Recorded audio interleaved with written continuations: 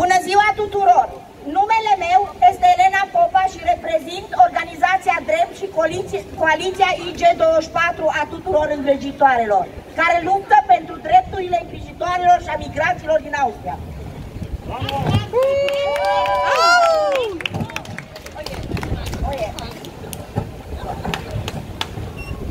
Hallo allerseits, mein Name ist Elena Popa. Ich vertrete hier die Organisation Drept und die Interessengemeinschaft IG24, die sich für die Rechte von migrantischen 24-Stunden-Personenbetreuer und Betreuerinnen einsetzt. Vă mulțumesc pentru aplauze, dar aplauzele nu sunt de ajuns. Nu putem să ne hrănim cu aplauze. Nu ne putem trimite copiii la școală cu aplauze. Așa că nu-i putem nici îmbrăca. Și noi totuși, noi primim cel mult aplauze. Vielen Dank für Ihren Applaus, aber Applaus ist nicht genug. Wir können den Applaus nicht essen. Wir können unsere Kinder nicht mit Applaus in die Schule schicken, sie nicht ernähren und nicht kleiden. Doch das meiste, was wir bekommen, ist Applaus. Am văzut acest adevăr foarte bine în timpul pandemiei, în timp ce restul lumii a stat acasă, protejându-se pe ei și familiile lor. Noi n-am avut de ales și a trebuit să muncim mai departe. Dacă nu muncim, nu avem nimic. Nu avem nici venit fără să muncim. Dacă ne îmbolnăvim, suntem pe cont propriu.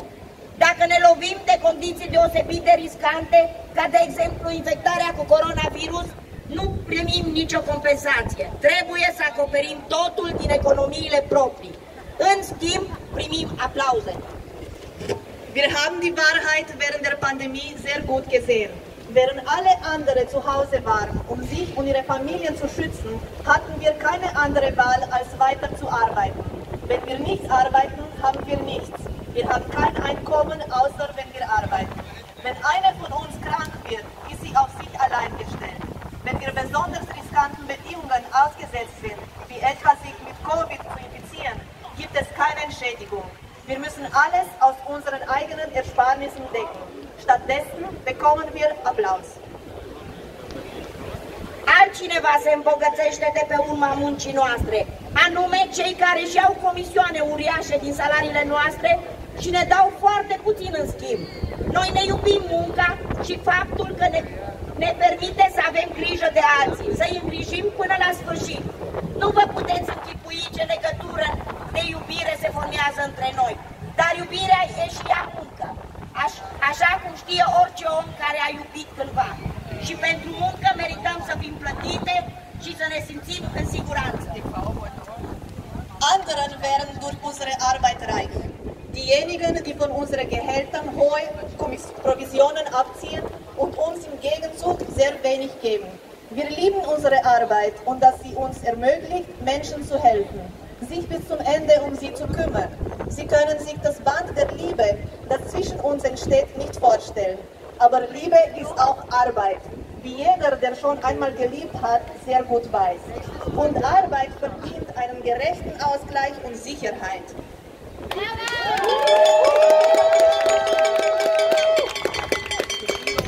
Din păcate, trăim într-o lume în care trebuie să luptăm pentru astfel de drepturi. Îngrijitorii au statutul de persoane fizice autorizate în Austria.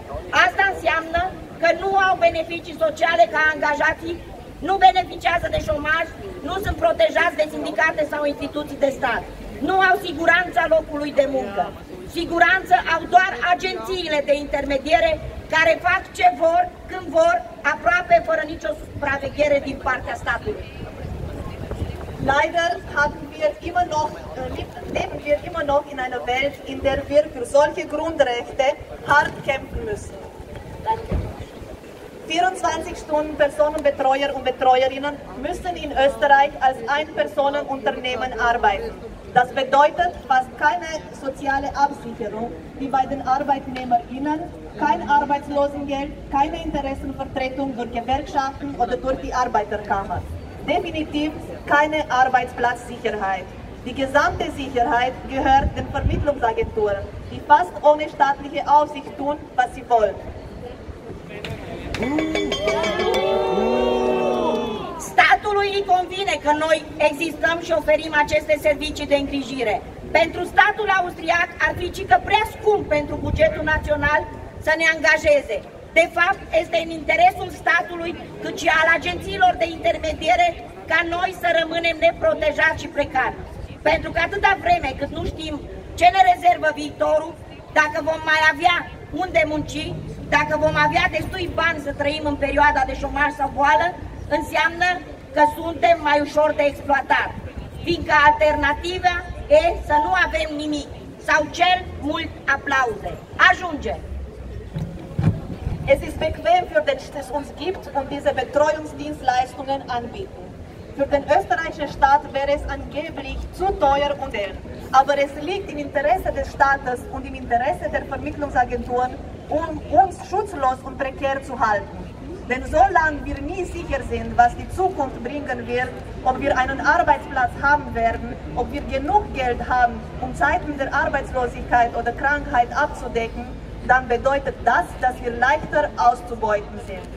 Weil die Alternative für uns ist nicht zu haben. Oder höchstens Applaus.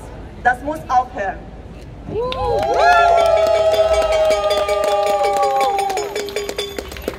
În primul rând, chem toți îngrijitorii să se alăture luptei noastre de organizare. Doar împreună putem negocia condiții mai bune. În al doilea rând, fac apel la autorități să anuleze statutul nostru de persoane fizice autorizate. Cerem să fim recunoscuți ca angajați cu drepturi depline, să fim protejați de exploatare și de abuz, să avem dreptul la concediu de boală plătit sau șomaj și să avem dreptul la o pensie decentă. Aceasta este lupta noastră și acestea sunt drepturile noastre. Vă mulțumesc pentru solidaritate. Nu vrem să fim eroi și eroine, vrem să fim egali. Zunächst einmal rufe ich alle 24-Stunden-Betreuer und Betreuerinnen auf, sich unserem Kampf anzuschließen und sich zu organisieren. Nur gemeinsam können wir wirklich Widerstand leisten und bessere Bedingungen durchsetzen.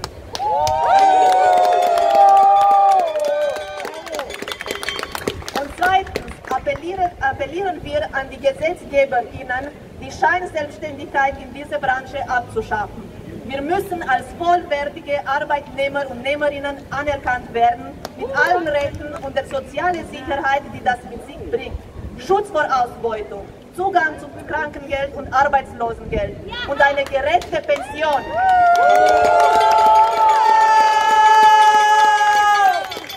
Das ist unser Kampf und das ist unser Recht.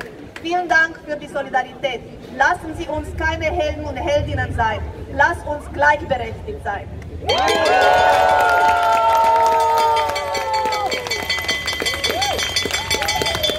24 Stunden! Solidarität! 24 Stunden! Wir sind da! 24 Stunden! Solidarität! 24 Stunden! Solidarität! 24 Stunden! Solidarität! Dankeschön! Danke! Vielen Dank an Elena Popper und alle Kolleginnen von der 24-Stunden-Betreuerinnen. Volle Solidarität im Namen aller Basisinitiativen und Betriebsräte, die heute dabei sind. Wir freuen uns noch auf viele gemeinsame Kämpfe. Eine Basisinitiative, die heute mit dabei ist, ist die Initiative Gleicher Lohn für gleiche Arbeit. Und die Liste steht. Und als nächster spricht hier Martin Schindlieder, Krankenpfleger im Wilhelminenspital und Personalvertreter dort.